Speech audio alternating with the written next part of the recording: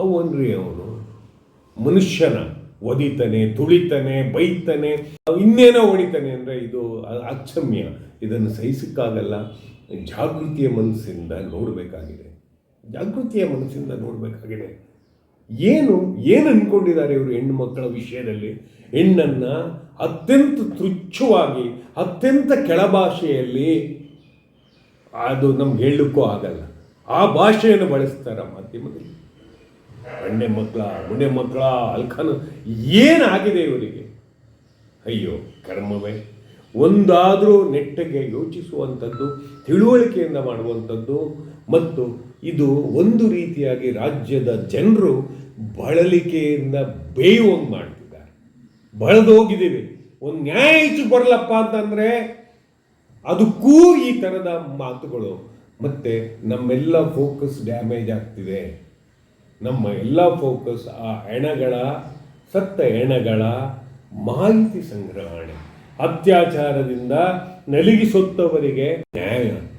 ಆದರೆ ನಮ್ಮ ದಂಗಲ್ಗಳು ಇಲ್ಲಿ ಬೇರೆ ರೀತಿಯ ಪರಿಣಾಮ ಬೀರುತ್ತೆ. ದಯಮಾಡಿ ಫೋಕಸನ್ನು ಬಿಟ್ಟು ಅಳ್ಳಾಡಬೇಡಿ. ಫೋಕಸ್ ಯಾಕೆಂದರೆ ನಮ್ಮ ಗುರಿ ಇರುವಂಥದ್ದು, ಗುರಿಯ ಕಾರಣ ಇರುವಂಥದ್ದು, ಹೋರಾಟದ ಮುಖ್ಯ ಕಾರಣ ಇರುವಂಥದ್ದೇ ಸತ್ತ ಸಾವುಗಳಿಗೆ ನ್ಯಾಯ. ಆ ನ್ಯಾಯದ ಆಚೆ ನಾವು ನಿಲ್ಲಲಿಕ್ಕೆ ಬಾರದು. ಸತ್ತ ನ್ಯಾಯದೊಟ್ಟಿಗೆ ಓಡಾಡ್ತಿದ್ದಾಗ ನನಗೊಂದು ಇಂಪಾರ್ಟೆನ್ಸು, ಅವರಿಗೊಂದು ಇಂಪಾರ್ಟೆನ್ಸು, ಮತ್ತಿನ್ನು ನಮ್ಮ ವಿರೋಧಿಗಳಿಗೊಂದು ಇಂಪಾರ್ಟೆನ್ಸ್ ಅಲ್ಲ.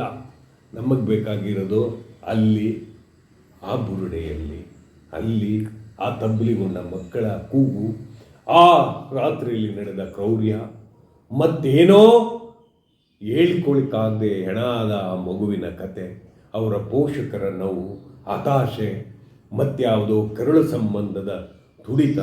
ಇದು ನಮ್ಮ ಕಾನ್ಸಂಟ್ರೇಟೆಡ್, ಇದು ನಮ್ಮ ವಿಚಾರ. ಅದು ಬಿಟ್ಟು ಈ ರೀತಿಯ ದೌರ್ಜನ್ಯವನ್ನು ನಾವಂತೂ ಕ್ಷಮಿಸಕ್ಕಾಗಲ್ಲ.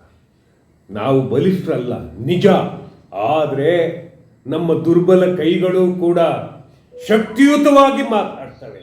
ನಮ್ಮ ಗಂಟಲರಿಯುವಂತೆ ನಾವು ನಮ್ಮ ಸ್ವರಾಜ್ಯದಲ್ಲಿ ಸ್ವಾತಂತ್ರ್ಯದ ದಂಗೆ ಹೇಳ್ತೇವೆ.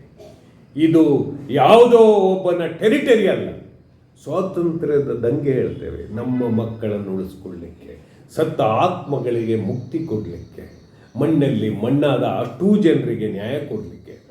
ದಯಮಾಡಿ ನಮ್ಮ ಹೋರಾಟಗಾರರಿಗೂ ಹೇಳೋದು, ಸಂಯಮ ಕಾಯ್ದುಕೊಳ್ಳಿ. ಯಾರು ಸಂಯಮ, ಟಾರ್ಗೆಟ್ ಈಸ್ ಟೋಟಲಿ ಡಿಫ್ರೆಂಟ್ ಅನ್ನುವಂಥ ಪದ ಬಳಕೆಯಿಂದ ನಾವು ಟಾರ್ಗೆಟ್ ಮಾಡ್ತಾ ಇದ್ದೀವಿ. ಯಾರೋ ಒಬ್ಬರನ್ನ ಅನ್ನಿಸ್ಕೊಳ್ಬಾರ್ದು.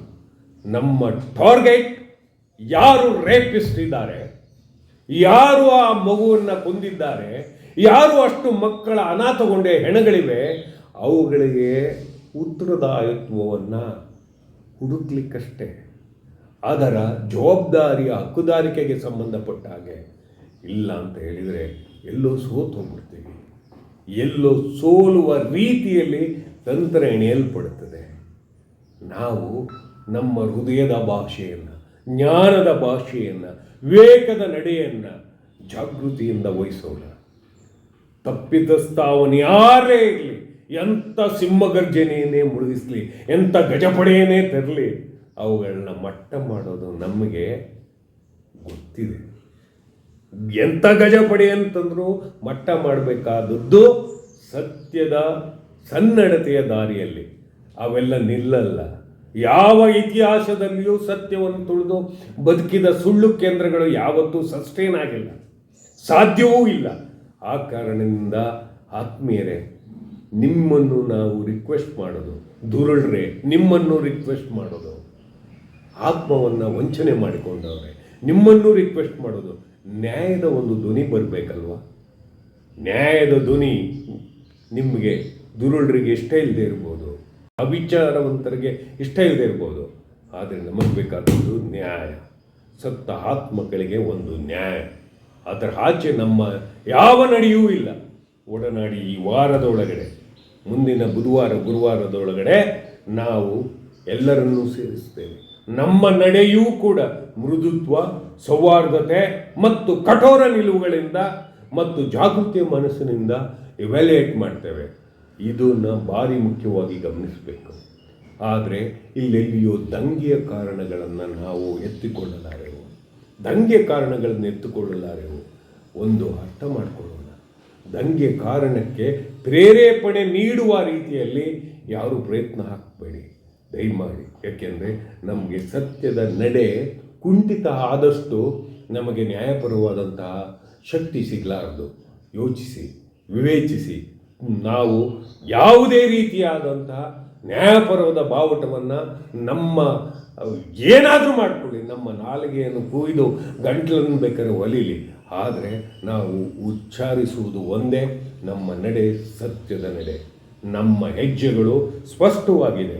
ಆ ಹೆಜ್ಜೆಯನ್ನು ಅಳಿಸ್ಲಿಕ್ಕೆ ಯಾರಿಂದಲೂ ಸಾಧ್ಯವಿಲ್ಲ. ಬಲಪ್ರಯೋಗದಿಂದ ಮೊದಲೇ ಸಾಧ್ಯ ಇಲ್ಲ. ಮತ್ತಷ್ಟು ರಂಗೇರುತ್ತೆ, ಮತ್ತಷ್ಟು ಧ್ವಜಗಳು ಹಾರಾಡ್ತವೆ. ಈ ಧ್ವಜಗಳಲ್ಲಿ ನ್ಯಾಯದ ಧ್ವನಿಯೇ ಮೊದಲು ಮುಳುಗುತ್ತೆ ಅನ್ನುವಂಥ ಮಾತು ನನ್ನದು. ದಯಮಾಡಿ ಅರ್ಥ ಮಾಡ್ಕೊಳ್ಳಿ. ನಮಸ್ಕಾರ.